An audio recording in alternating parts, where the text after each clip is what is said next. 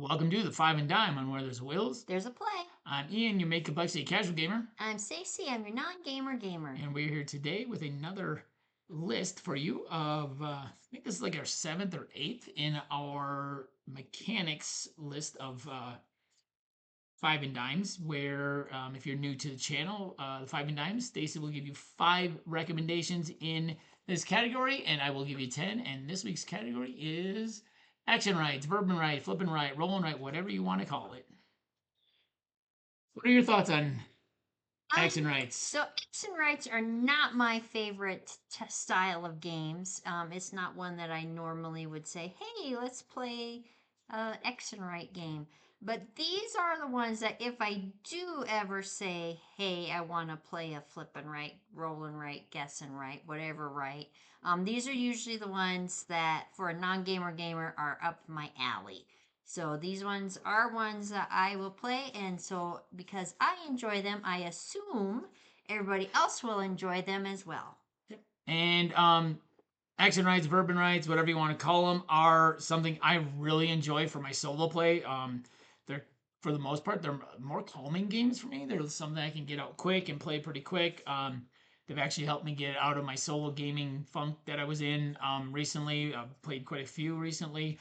I did do a ranked Five and Dime when we were still doing ranked Five and Dimes last summer, where I ranked my top 5 favorite flipping rights and my top 10 favorite rolling rights at the time. This list is separated into 2 distinct categories: 5 flipping rights and 5 rolling rights. Some of them were on that rank list, some of them were not. There are 2 games that are not going to be listed on this because I want to give some other suggestions of games. And those are games that I've done a lot of coverage for on the channel. So I am not going to be talking about Rolling Realms and Cartographers on this channel. They are my number 1 flipping right, my number 1 rolling right last summer, and they still are. But I have done tutorials for all 62 realms now in Rolling Realms. I've done playthroughs for every map pack plus just base heroes and base cartographers on the channel already. We'll link those in the description as well as here. So I wanted to talk about 10 different ones. Also, I will not be talking about any games that are not strictly a roll and write or a flip and write. I do plan on finally back kind of circling back to my ranking and doing my top 10 X and right overall, where I combine all of the rights, including ones that do not fall neatly into the flip and right or roll and right category. So just wanted to mention that those 2 games will not be on here, and if it doesn't fall directly into roll or flip only and right, then it's not gonna be on this list. Try to make these lists as clear as possible as to what I'm doing here. So, on to the countdown. My first one is a game that I backed on Kickstarter a couple years ago, and we got it, and we really enjoyed the theme of it and thought it was a really cool theme, but there was one thing about it that held it back. And this game is The Gig by Brain Crack Games. In The Gig, you are performing songs using different instruments, including your voice. And as you're doing this, you are rolling dice and placing them on the songboard, depending on what number you roll, 1 to 6. The book is upside down in this picture, but 1 is near the top of the book, near the top of the picture, and 6 is near the bottom. And when you roll it, you're supposed to place them on there. The rules say to do this in real time, and we've taken the real time out of it, and I'll talk about that in a little bit. But basically, what happens is as you are placing your dice, you are making a shape. You're also covering some of those squares on them. The shape you make, you will draw onto your instrument, and then you will instantly gain some bonuses from that. Then, when you take your dice off at the end of the round, you will also gain more bonuses based on what spaces your dice went on.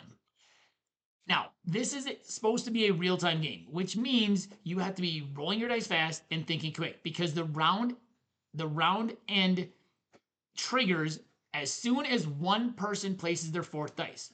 So if someone gets really lucky with their dice rolls, or they think really quick and they know exactly what shape they need and they can place the dice exactly what they need and they're rolling really fast, and you can only do it with one hand. So you're grabbing one dice at a time and placing it.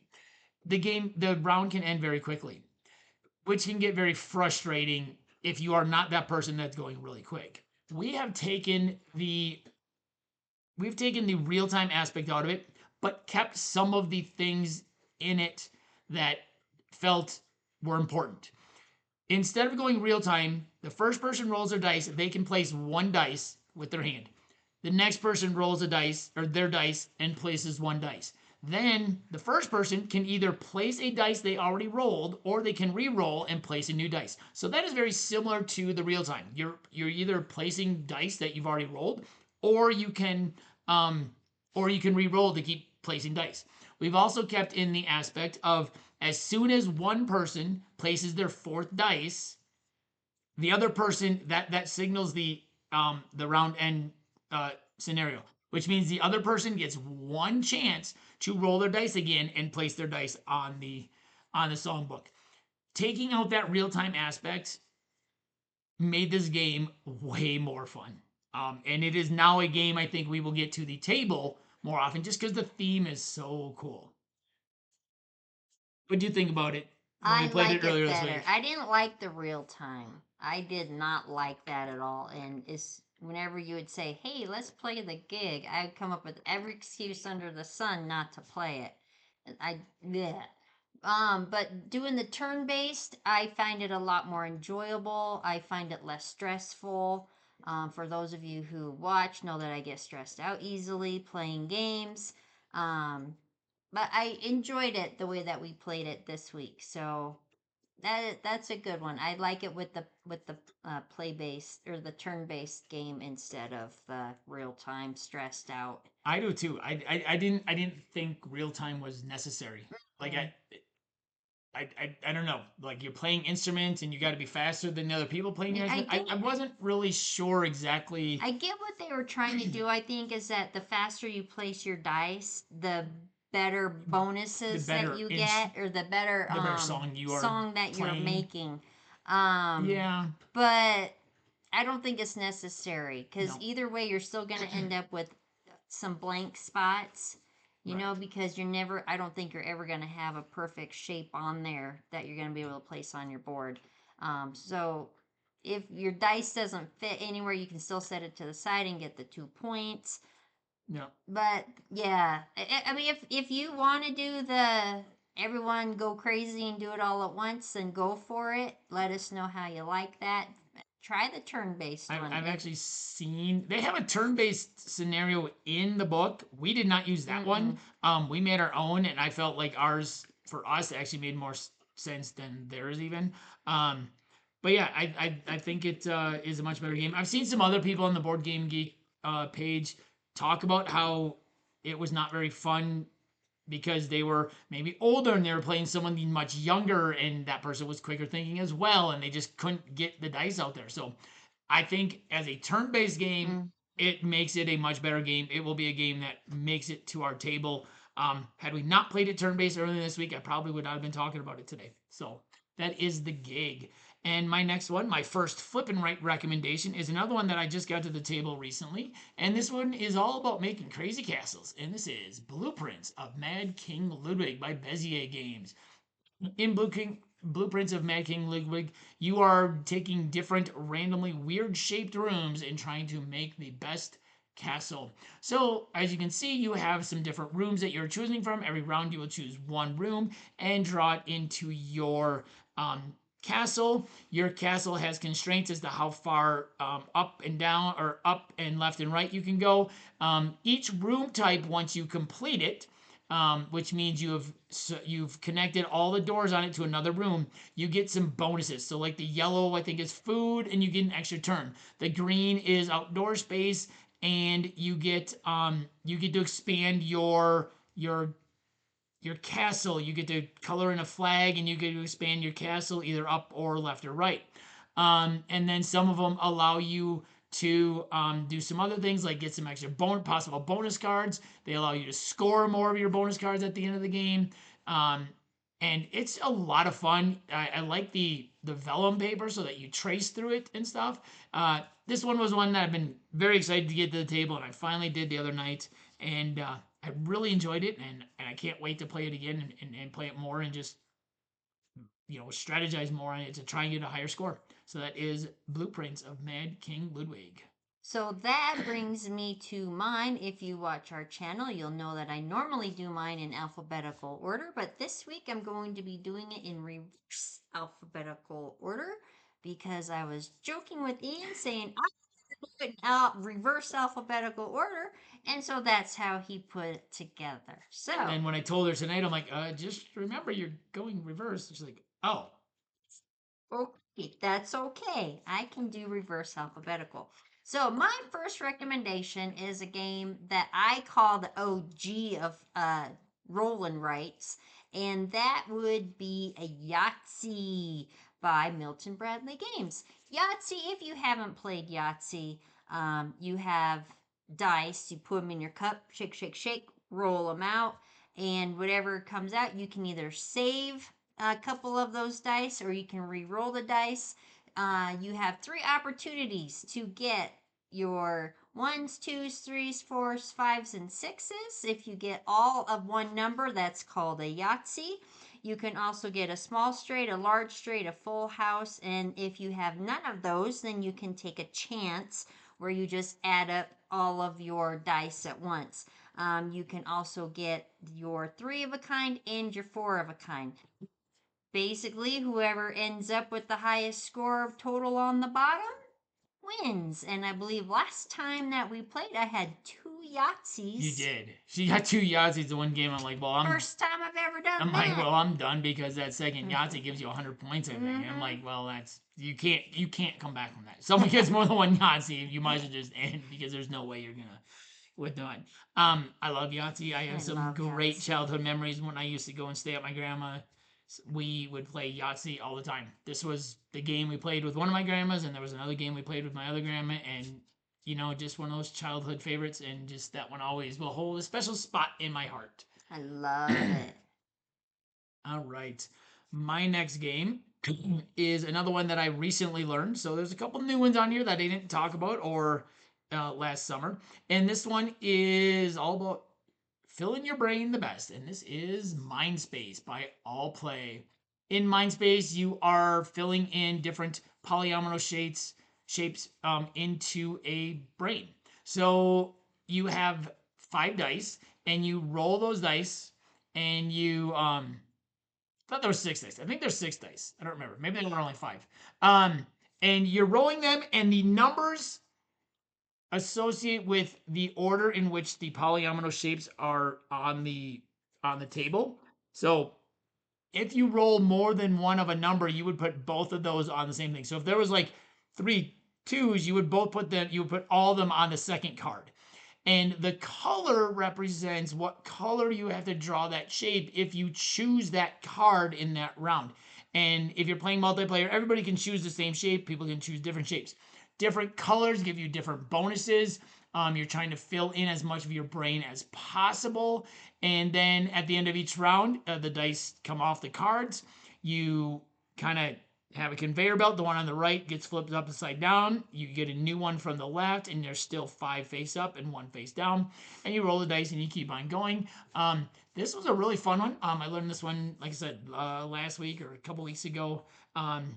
It's a lot of fun. I did get the deluxe dice, which have little ridges in it, so it looks like a brain. They're just really cool. I like cool looking dice in games. It just kind of adds a little bit, and if you're playing a game about brains and you're like, okay, well, I want some brain looking dice. So that is Mindspace by All Play. My next flip and right is one that makes really good use of multi-use cards, and I did a live stream of this a couple weeks ago on the channel, and this is Pioneer Rails by Dranda Games. In Pioneer Rails, you are trying to make the best network of trains while surrounding a bunch of different items as well. So the multi-use cards you can see are poker cards. They are the 4 suits, and each suit in this is a different color. The color and the suit correspond to the stations that you can draw from. So when you take a heart, you have to draw from the heart station, which is not seen on this picture. So you can see the spade over on the right. If I were to take a spade, I could draw 3 lines that are connected back to the spade anywhere. So I could keep going on that route that's already drawn. I could go different routes. I could go 3 different ways.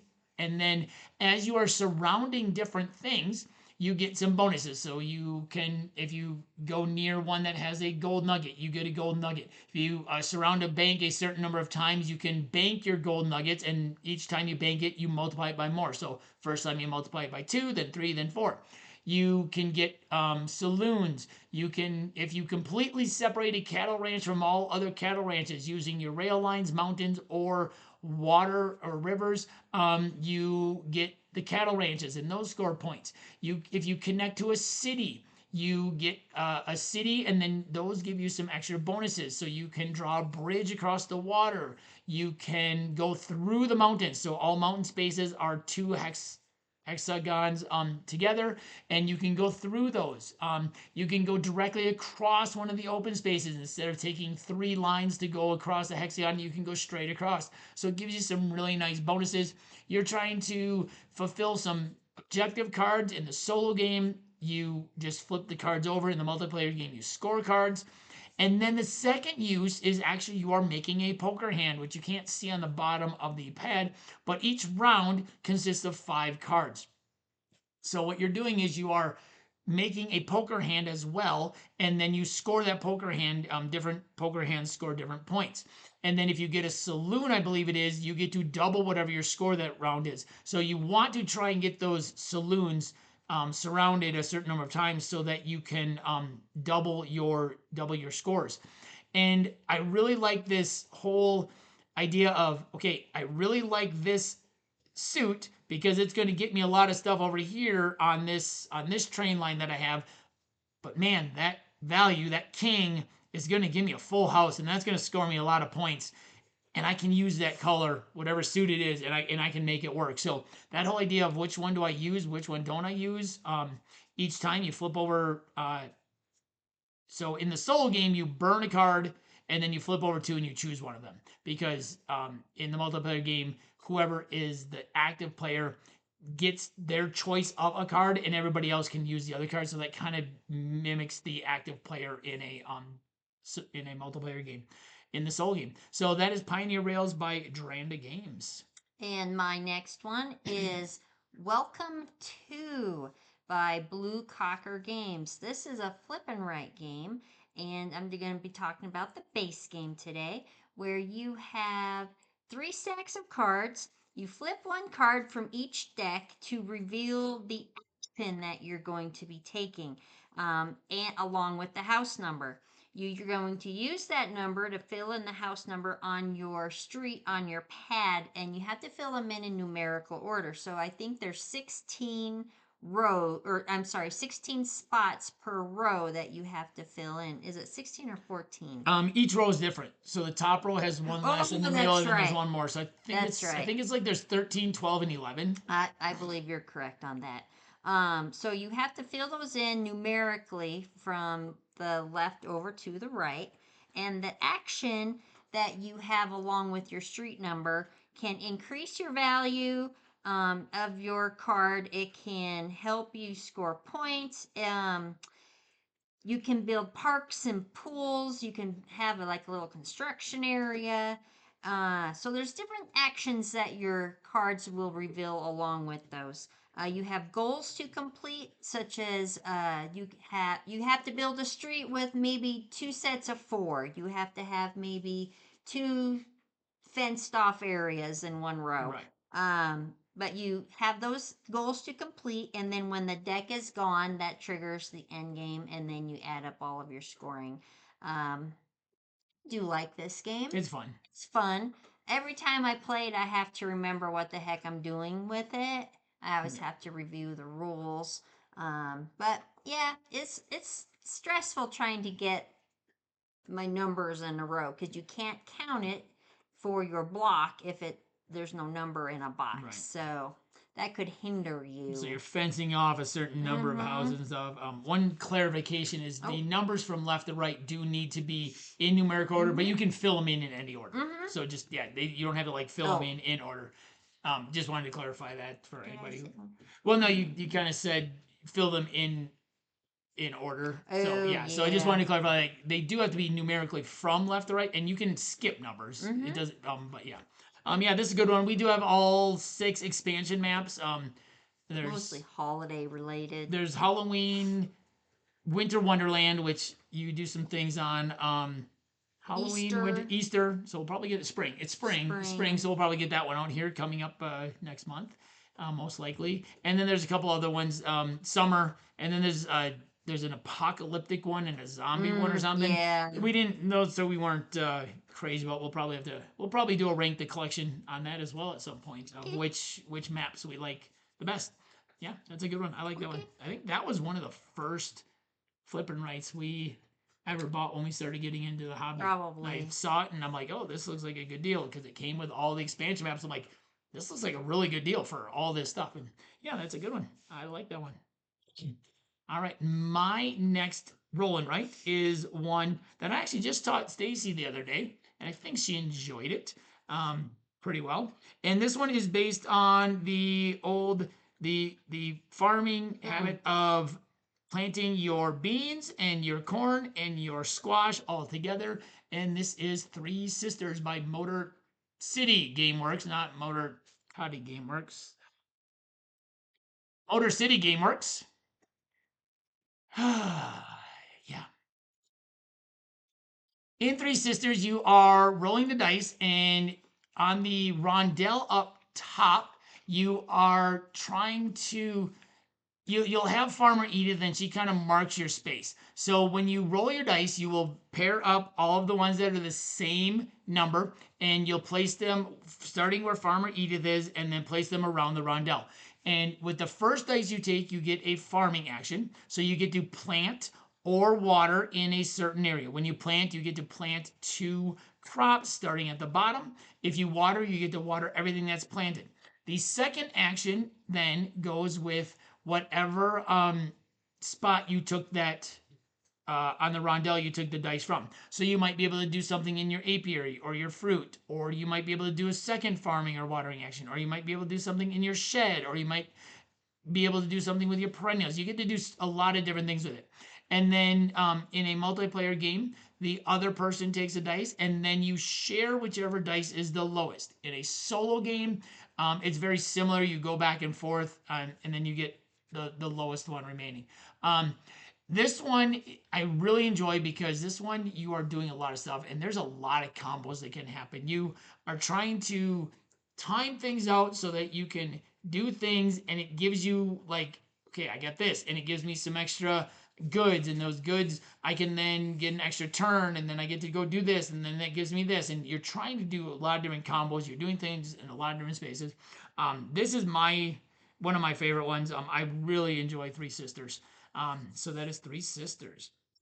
My next flippin' right is one that is a small box, well, a flip and right version of one of my favorite polyomino games, and that is Isle of Cats Explore and Draw by City of Games. In Isle of Cats Explore and Draw, it takes away the drafting of cards and the drafting of the cats, and you have a 3x4 rectangle, and you are taking one of the columns each turn, and you're getting everything in that column, whether it be cats, whether it be treasures, whether it be extra scoring bonuses, whatever it is. And you play through, I think it's 8 rounds in this, and you're just trying to fill your boat the same way you do in Isle of Cats. You're trying to connect the largest families of having the same color cat connected to each other, as well as trying to fill in your rooms.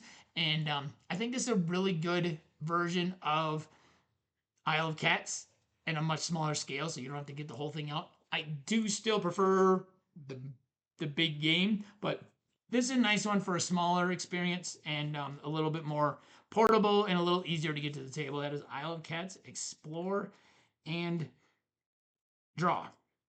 Very good.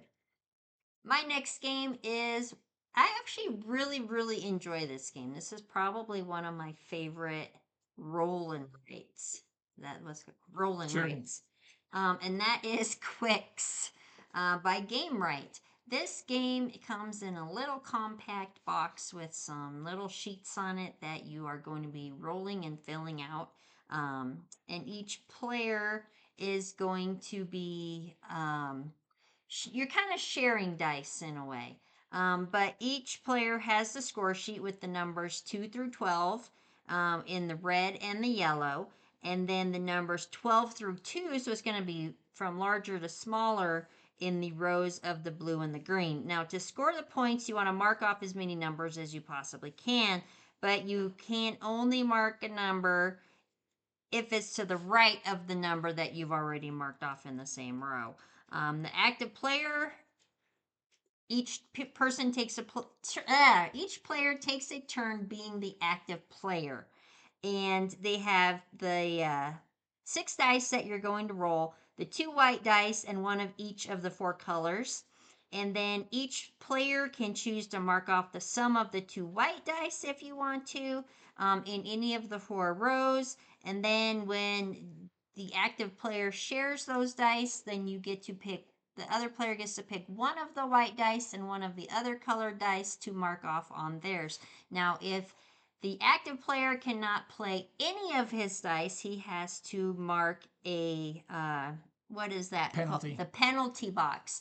If one person fills in their penalty box, that's a game ender right there.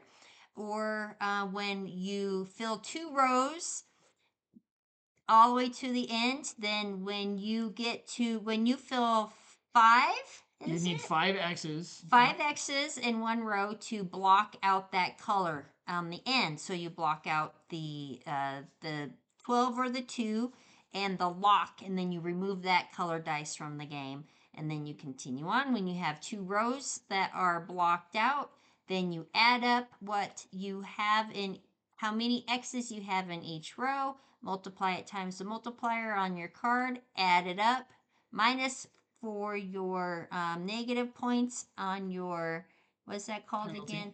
Penalties. You can't see where I'm pointing. On your penalties, and then you add up your score. It's a fun game. It's easy to play. It's not stressful at all for those who get stressed out pretty easily. I really enjoy this game. I highly recommend it. It's easy to get out, easy to put away. Just use a sock or something, wipe that card clean, and you're good to I've go. laminated them for my board game club, so normally they're paper, but I've laminated them for my board game paper so that they're reusable, so we don't go through them. So yeah, I laminated them and it works just well. What you can't see on the picture is, it's a little hard to tell. The 12s in the red and yellow and the 2s in the green and blue, you can only mark those after you have 5 other X's. And once you mark one of those, it locks that color out. So it's a little harder to see. The cards we have actually have it kind of outlined so that and it says on the top, you can't mark this until you get 5 of them. Yeah, that's a really fun one. The kids at school enjoyed that one as well. So that one's a good one. Game Ring has some really good ones. If the kids at school enjoy it, I'm gonna enjoy it. All right. Just a rule of thumb. There you go.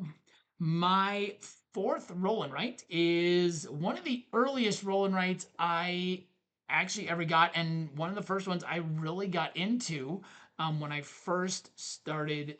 When we first got into the modern board game hobby here in the last 5-6 years, and this is Dinosaur Island Roar and Write by Pandasaurus Games. In Dinosaur Island Roar and Write, this is another. I'm realizing I have a lot of these that are actually roll and write or flip and write versions of much larger games.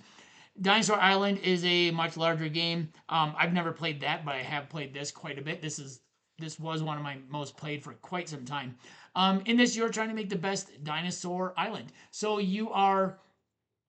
I play this one solo, so you roll the 6 dice, you place them out, and then the AI opponent will take a couple of them and block some spots up on the board up top.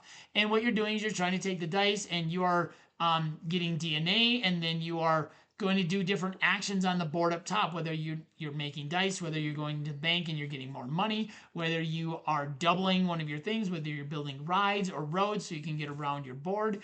And then you are also trying to get some workers and some extra not rides, but attractions on the left of your upper board there. And you're trying to draw all this into this little square here on the main pad. And one of the unique things is you can't touch things even at the corner. So in order to get from one thing to another, you have to have roads. At the end of every round, you run your park. And then you get points as you're doing that. You can get attractions, you can get food stands, you can get merchandise stands, and then your all of your workers give you some points based on different things. You're trying not to kill the. You're trying to make sure that your security is more than what your threat level is. So like the herbivores, the green ones, there's no threat with those. The small carnivores, there's a single threat, and every time you make a large carnivore, there's a double threat. So you need to make sure your security stays ahead of that, because if not, you will lose. You will kill someone for having too much threat in your park. But more threat also means that it is more exciting, so you get more things. So it's this really interesting balance between two things. You're also trying to when you draft the dice, you're getting stuff off of the dice and then you're using them. So you're using them two ways. You're getting the dice and then you're placing them kind of as a worker to get the different things on there. And then there's some other little bonuses that you're working for. This is one that doesn't make it to the table as much for me anymore. I do like to get it out once in a while. It kind of has run its course almost with me. I do enjoy it, so it's going to stay in the collection. Because it became very samey. I'm really hoping that that they come out with some expansion or something that makes it a little different. But it's one that after playing 20 or 30 times or whatever I've played, it kind of became very samey, and my average score is pretty high on it. So, but I do enjoy to get it out, and it's a really fun one. So that is Dinosaur Island Roar and Right. And my next flip and right is one that last summer when I did my ranking list, I had only played on Board Game Arena, and then I got it for my board game club this last year. And this one is another one from Game Right, and this is Super Mega Lucky Box. So in Super Mega Lucky Box, you are going to start with 3 of these lucky boxes in each round. So you start with 3 at the beginning of the game. Then you have a deck of cards numbered 1 through 9, and each round you use a certain number of them. I can't remember exactly how many it is each round. And you flip them over one at a time and you mark off a space. Well, when you get rows or columns, you get some bonuses. These stars, every one you get up to 3 in a single round, give you kind of more bonus points that round. The moons, whoever has the most moons at the end of the game gets 6 points. Whoever has the least moons loses 6 points. If you get a number on the side or on the bottom, you get to mark off another space as well. The lightning bolts allow you to add or subtract 1 from a number. And then you see the little scoring card there. Each round, if you can fill an entire box, you get points. If you can do that in the first round, which I don't think I've ever done or seen anybody, you get 15 points. Each one you fill in the second round is 12, then 10, then 8, and then you just add up your score at the end. This one's a lot of fun. I've had a lot of fun with this on Board Game Arena. I've had fun playing this with the kids at school. It's a pretty simple one. There's not really any theme to it. You're just flipping the cards and you're marking off numbers and you're trying to get the highest score and you're trying to maximize what you can do each turn. You can get some big time combos in this one as well, because if you can fill a row and it gives you a number, and then you mark that number over here, and maybe you get a question mark, you can mark off any number. Like I've gone and marked off, like 6 or 7 numbers, cleared a couple boxes on one turn just because things were set up on that thing. So that is Super Mega Lucky Box by Game Right. I like how you say that. Yeah? Yeah. Super Mega Lucky Box. Anyway, my next recommendation is Patchwork Doodle. This is a roll and write version of Patchwork. It's by Lookout Games. And this is different than Patchwork. This is where each player has their 9x9 board, but it's a grid that you're going to fill in. Each player sets up by drawing a and I cannot say this Polyomino. Polyomino card from the starting deck, then draws that on their sheet. Each round, players lay out a number of polyomino cards in the circle like you do in Patchwork. Then you place, they call it, I had to look this up, the little thing that you move in between your cards is called a rabbit, in case you didn't know Oh, that. It's called a rabbit. I had to really? look it up. Huh. Yes. So you put the rabbit between two cards. On your turn, the first player rolls the die, moves the rabbit forward, and you remove the card that the rabbit is near. Each player draws the Polyomino. indicated on the card on their grid, and then you draw it on your pad. So it's kind of fun to use different colored pens or markers or whatever you want. Each player has 4 actions or special actions that you can use on that, and you can choose to draw a card before or after the chosen card. You can cut the polyomino into 2 pieces, not physically, but you can just cut it in half mentally by using the little scissors on your paper, or you can fill in a 1 by 1 space in your grid, and you can do one action twice. You can, once you fill in everything and you run out of cards, then you count up how many space. Now the scoring to me is really, I cannot figure out the scoring on this one. Ian has to do my scoring So for me. the at the end of each round, you look at your largest rectangles you have, and you score one of them. What you do is you look at the largest square in a rectangle. You multiply, basically, you get 1 point for each one of those, and then you get 1 point for every other row or column connected to that square. So you're trying to Yeah. see which one is going to score you the most points. Yes, and then for every empty space you have, you lose points for that. You do like this game. I'm not an artistic person, so it made me feel like I was special and that I could make stuff because it was artistic and colorful when I was done with it. This is So, one that I had played solo previously, and I taught it to Stacey earlier this week. So there's some new stuff on here for both of us. Some new mm-hmm. things that she just learned, some new stuff that I just learned. So yeah. I actually like Patchwork Doodle more than I liked Patchwork, Oh, which is kind of a surprise for me. really? Interesting. Yeah, I know. That is also like our fourth combined handwrite version of a larger game. Oh. I think. Yeah, that is our fourth now, and there's one more to come. I'll be darned. All right. My next roll and write is all about connecting the most lines of rail and road to the exits. And this is Railroad Ink. by Horrible Guild. In Railroad Ink., you are rolling the 6 white dice. The blue dice are the river expansion. The dark blue dice are the river expansion. The light blue dice are the lake expansion. But in the base game, you're rolling these 6 white dice, and you are choosing which rail lines you want to draw each turn. You can draw rail lines, you can draw roadways, you can connect them. You see the one in the bottom left that has a little black square. That means you can connect them 3 times per turn. It's like a switch line, so it goes from road to rail. They both go into the same spot.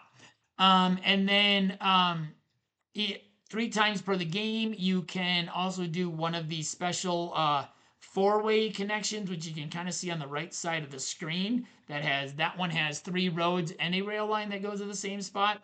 And what you're trying to do is you're trying to connect to the most exits on a single connection. So like all of these things that are connected, whether it's rail or road, as long as they're all connected together, they're on one. And so each one of those arrows is an exit, basically. You also score points for every square in the middle you have filled. You also score for the most, or whatever your longest road and your longest rail line is. And then you lose points for you can see all those X's on that board. Everything that is not connected to anything and just kind of runs off into nowhere, you lose points for each one of those. This is a very small, very quick game. I believe it's on Board Game Arena now. I also have the app to it, so it's very easy to play everywhere. It's pretty quick. I have the Deep Blue edition. I've played a couple of the other editions on the app as well. Just add some extra little things. They've got tons of expansion dice for this, tons of different versions of this game that do different things. They actually just kickstarted a tile laying version of this called Railroad Tiles, which I backed because I like tiling and I like Railroad Ink. So that is Railroad Ink by Horrible Guild. And my last flip and right is kind of similar to Railroad Ink. It is about making the best underground line in London, and that is Next Station London by Blue Orange Games. In Next Station London, you are going to have a pad of paper, and there are four starting spots. One is green, one is purple, one is blue, and one is pink. Each round, each person has one of the colored dice. You take all those cards that have these symbols on top that have the pink, and all the ones on the right that have the symbols on them. You shuffle those all together, you flip one over at a time, and you whatever color pencil you are using that round, you are drawing from that. As soon as the 5 pink cards have been revealed, that round is over. Everybody is drawing to the same shape, so you have to connect to the shape that comes up. There is one special card which allows you to go to any shape, and there's another special card on the right there which allows you to draw a switch so you can go off of your current line and kind of go in 3 different directions at once. You score based on each round you score based on the region you have that has the most circles in it times the number of regions you've filled in, I believe it is, on that line. And then for crossing the river, you get points.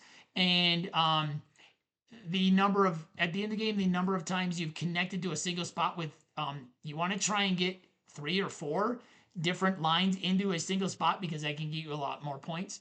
And then if you connect to the tourist attraction spots, you get to mark those off on the bottom. And then on the top and bottom of this picture, there's some specialty cards that I don't usually tend to play with. They give you some pencil powers and some other different things. But yeah, I really like this one. It's a really fun, pretty quick flip and right. There's also flip and right Japan, or Next Station Tokyo, and Next Station Paris. And those both add a little bit of different things to the game and how you're connecting things and some other different things. But that is Next Station London. And are you? Oh, I'm sorry. I Did am. I just cut you No, off? you're good. Okay. And the last game that I'm recommending for this evening is Long Shot, the dice game. This is by Perplexed, and I really like this game. This is one of them that I do request to play. So it involves horses and horse racing. And this is a roll and write where you are strategizing to push your luck as 8 horses run around the track. And you have to get your horses to the finish line. So while they are racing around the track, you can buy horses, you can place bets, you can influence the race movement with your special powers, and you can use your special abilities as they go around. And as you're buying, selling, you're marking everything on your little game piece there. You can place extra bets as they're going around. This is really fun. You can buy let's see, you can buy jerseys, you can buy helmets, you can buy horses, you can concession, you can make a bet as they're running around, and everything will build up points towards the end and will get you money. You can buy horses, and as you buy the horses, they can cross the finish line, and then you win even more money at the end. So you can come in first, second, or third place. If one of the horses isn't purchased, then nobody wins that money for the place that they come in, which is kind of a stinker. But once 3 horses cross the finish line, then the earnings are all totaled, and then you finish the game, basically. Yeah, So this is a fun one. I like this one. If you buy a helmet and a jersey together, that gives you a bonus. If you finish one row of concession, then you can get a bonus, and then you can have extra money, like for a $3 bet. You can take money away from somebody. So there's different ways that you can earn money in this game, which I like, and I like winning. And I like when the orange horse crosses the finish line. We always seem to have one or two horses that just speed way ahead Oh my and one gosh. that just never gets going. Yeah. So basically, when you roll your dice, it tells you which horses are going to be running. And so The then main horse the that main, runs yeah, and how many spaces. exactly. And so depending on how well they're doing, then you can buy their card when it's your turn if you want to, and then that can give you some special powers. But sometimes the horse that's in last place just comes out of nowhere and just starts taking off. It's all rolling the dice and figuring out, what's going to happen. So you keep track of your money on your little board. You keep track of, everything else. It's a fun game. I highly recommend it. Yeah, I enjoy this one. Yeah, you're trying to figure out which horse you want to buy and when you want to buy them because some of them are less expensive and some are more expensive, and you don't want to spend all your money early and then have that horse not do anything. Um, yeah, it is kind of a little push your luck. Like when do you want to go? What do you want to do? When do you want to take that one? Do you want to take it before somebody else takes it? Do you want to buy it? You could have. I think Stacy's actually had all three placing horses before. She just bought them in all three places. It's like, wait, what happened to mine that were already there? Because you do have those abilities where sometimes you can move horses back. Like, oh nope, they get moved back. Which isn't necessarily realistic, but it does add a nice little fun parts of the game. Yeah, I like this one. This one, it's a pretty quick game at 2 players. When we get out, we usually play it a couple times because it plays pretty quick. Yeah, that is Long Shot the Dice Game. So there you have 15 action right. Stacy's 5, my 5 rolling right, my 5 flipping right. Drop us a comment down below. What are some of your favorite and right games? Like I said, my lists were very strictly, they had to fit into flip or rolling right. So there were a couple other and rights out there that don't really fit into one of those two categories that I really enjoyed that I didn't list on this. They will definitely probably be listed in my top 10, which I'll be doing probably sometime soon here. Overall, my overall top 10 and right games. Yeah, hit that like button down below. It helps the channel a lot. Leave us any suggestions for any other and rights that you think we'll like, especially if you think Stacy will like him, so we can play him together. I think that's about it. Thank you so much for watching. Once again, this has been Where There's Wheels. There's a play. I'm Ian. I'm Stacey. And we'll see you next time. At the table.